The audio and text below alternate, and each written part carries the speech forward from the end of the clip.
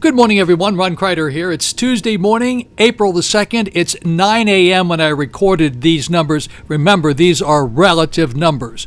Global cases, 192,171, an increase of 78,404. Global deaths, 48,320, an increase of 5,032. U.S. cases, 216,722, an increase over yesterday of 27,089. U.S. deaths, 5,173. It was a 1,092 increase over yesterday. Here in Florida, we had deaths of 101 total, with an increase of 16 over yesterday. Florida cases, 7,773, an increase of 1,032. Florida hospitalized, 990, an increase of 133. Positive cases in Dade County, 2202, an increase of 79 over yesterday. In Broward County, 1348, an increase of 129. Palm Beach County, 616, an increase of 65. Martin County, 33, an increase of 5. St. Lucie County, 47, increase of 9 over yesterday. Indian River County here in Vero Beach, 35, an increase of 2 over yesterday. Brevard County, 47, an increase of 10. And in Orlando, Orange County, 485, an increase of 85. Coming up on the news, I'm going to explain a little bit more about these numbers. You'll hear it in just a moment. It's coming up, but this was recorded at 9 o'clock. And remember, these are relative numbers. I'm going to let this move ahead just a little bit so that we'll get into the black and white. Some people say it's a little bit easier to see the numbers like they're being displayed here right now. So just take a look at them for a minute or two, a couple of seconds, and then I'll stop it, and you can pause it if you wish. Next is the news. Once again, good morning, everyone. It is Thursday, April the 2nd. First thing I want to tell you about is these numbers that I tell you every morning. I was informed yesterday that the numbers that I'm giving out, the very first thing I do here on the video, they have a lag of about 7 days. So those are, the gentleman who updated me on this said, hey, Rod, you're giving these things out like ball scores, come on, be a little bit more compassionate maybe. Well, I don't intend to, or not even trying whatsoever to be incompassionate. I'd like to be correct. The numbers I am getting from the Department of Health, the Florida Department of Health, and those are the most accurate numbers that I have, and that's what everybody else seems to be using. However, the important thing is they lag as much as 7 days. Apparently, there is not any real system in place to make sure that these numbers are accurate up to the minute or up to the hour, or even up to the day.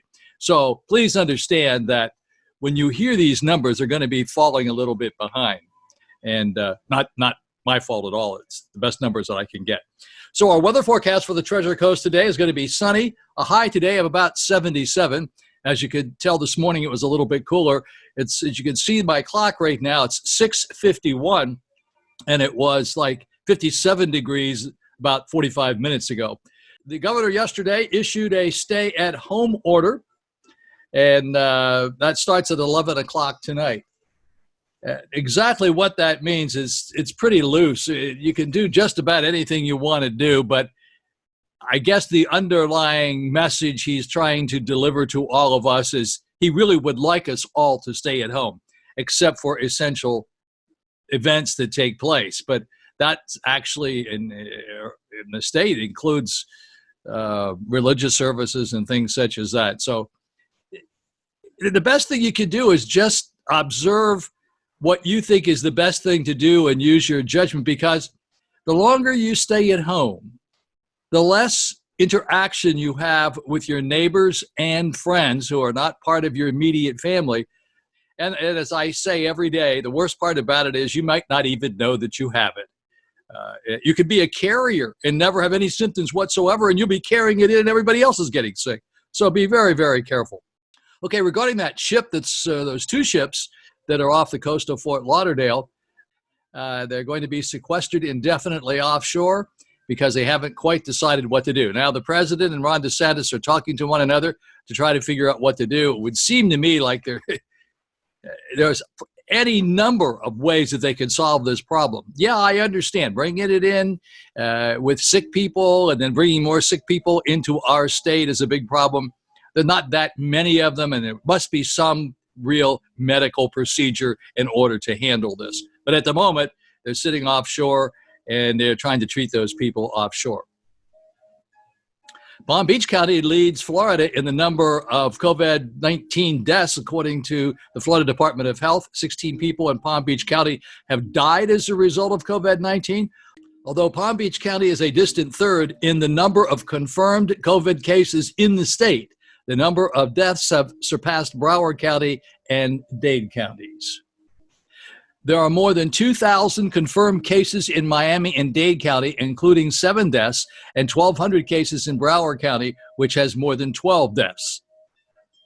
More than 500 Palm Beach County residents have tested positive thus far.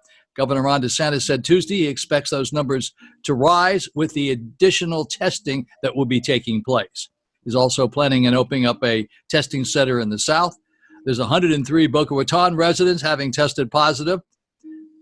Spoke with a gentleman by the name of David Snyder yesterday, and I did a separate video on this. If you're experiencing COVID-19 related feelings, then you should call 772-291-2990 to schedule an appointment. It's called Evergreen Private Care.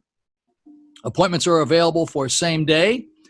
Once you make your appointment, a nurse will come to your home and provide a telemedicine appointment, that's over the internet, with a physician at the Treasure Coast Urgent Care Center. After discussing your symptoms and treatment options with the doctor, the nurse will complete the test at your home. Anyone experiencing symptoms can be tested. Comes with a price. It's not inexpensive. It's not cost prohibitive. And I'll put the number up here as to how to get in touch with Evergreen Private Care. They've been around for like 25 years. This gentleman that I spoke to yesterday, David Snyder, his mom started the business 25 years ago, and it's now part of a larger organization based in Stuart, Florida, and in Houston. Of course, I also mention this all the time, other testing. The Cleveland Clinic here in Vero Beach as I drive through. They have a testing center in Tradition in Port St. Lucie, and also one in Stuart. Last flight out has left from Cuba to the United States until further notice. Anybody planning on going or coming from Cuba, well, it's done. You can't do that until further notice. After previously stating that Americans on Social Security would need to file their 2018 or 2019 tax returns, the IRS said Wednesday night it will not require a tax return from Social Security recipients in order to receive the stimulus check. That ought to help a bit. Piper Aircraft here at Vero Beach. The production line was set up, and now the company has about 20 orders for 70,000 masks. As long as they get the materials, they said they will be cranking out the masks. And that's a good thing. Piper Aircraft jumps in. They always do jump in to help out. Now the next big problem is who lives and who dies, who gets priority to the ventilators, all complex health questions by health providers. We never had this situation before. This is an unexpected event, a professor at DePaul University said in Chicago. So it's always a really big problem as to decide exactly what to do about a situation like that where you don't have enough ventilators and you kind of have to decide who's going to get them and who isn't. So there is no screening taking place at the Boca Raton Regional Airport. They said, we've not received any directive from the state or the health department to tell us to do so. That seems strange to me because the governor said on March 24th, requiring all airline passengers from New York, New Jersey, and Connecticut to be screened upon arrival in Florida and ordering them to self-quarantine for 14 days. And that doesn't seem to be taking place at the Boca Raton Airport. So that'll probably be resolved sometime today.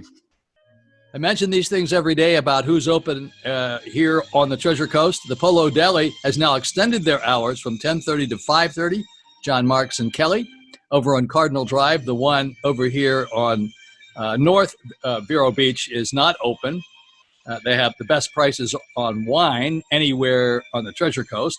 Vines, Zandra Sims' place, that's over here, VINZ. Give them a call.